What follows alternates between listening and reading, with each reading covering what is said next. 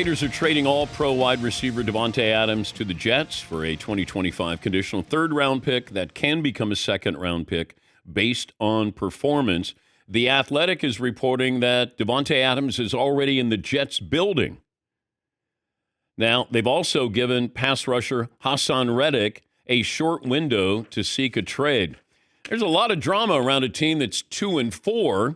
Bring in Brian Costello, the Jets beat reporter for the New York Post. Well, here we are again. More drama. When do you think they decided to make this move for Davante Adams? Well, it's been a long time coming, Dan. They were they were trying to get him last year, and the Raiders didn't want to trade him last year. Then they fired their GM and coach at the trading deadlines, and there was rumors this offseason. Rodgers at the golf tournament in Lake Tahoe said he can't wait to play with Davante again. That sparked it. So it's been coming for a while. And, a few weeks ago when Adams requested the trade, the Jets have been in this for a while. But I do think, last night's game probably upped the urgency a little bit to get this done and push it across the finish line. But if it's true that he's already in the building, he probably had an idea that this was happening during the game last night. Yeah, I would think so. I'm curious about when he came to New Jersey. But it sounded like the Jets were the only team that was realistic for a trade. They were the leaders all along. So I think they must have known they were close, and then they got it done. Finalized this morning. What if the Jets had won last night? I think it still gets done. I think they felt like all along they had to do this. The offense has been struggling for weeks.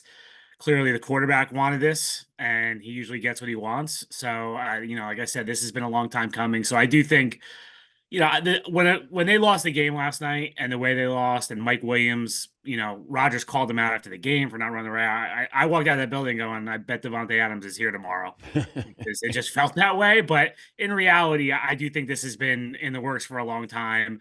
And, these trades get done on Mondays and Tuesdays in the league.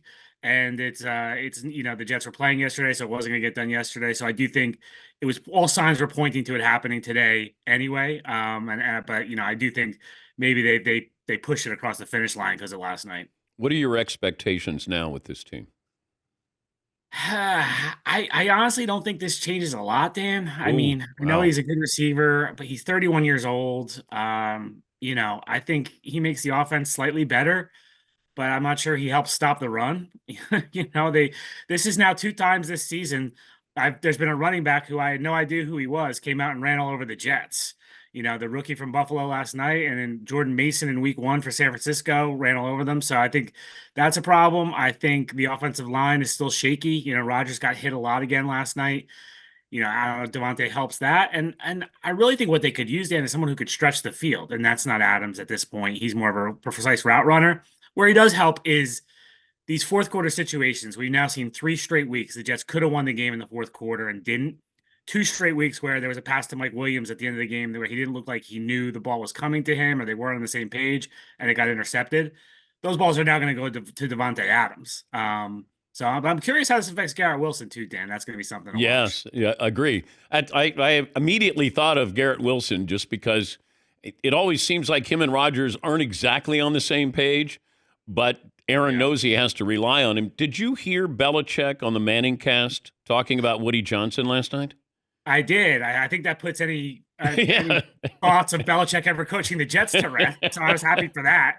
I wouldn't have to chase that story in January. But clearly, look, when Belichick talks about 2000 and I resigned as HC of the NYJ, he talks about the ownership situation. That was when Woody was taking over. Woody was not yet the owner, but he was in the process of becoming the owner. And Belichick always refers to the ownership situation as the reason he left. So he's been clear of his thoughts about Woody Johnson for a long time, I think. Make the call right now, playoffs or no playoffs? Playoffs. I think this team is going to go 10-7, Dan. I thought that from the beginning of the year. I still think it, they've had a bad stretch here, but if you look down the schedule, if you guys call up the schedule later for the Jets, there are winnable games on this schedule. They've got a couple tough ones coming up in the next, 2 out of the next 3, Texans, Steelers, sandwiched around the Patriots, but there are games that they can win in November and December, and I think they'll still go 10-7. Great to talk to you again, Brian. Thank you. See you next week, Dan. Okay. We'll see what happens next week. Yeah, Max Crosby comes to the Jets there.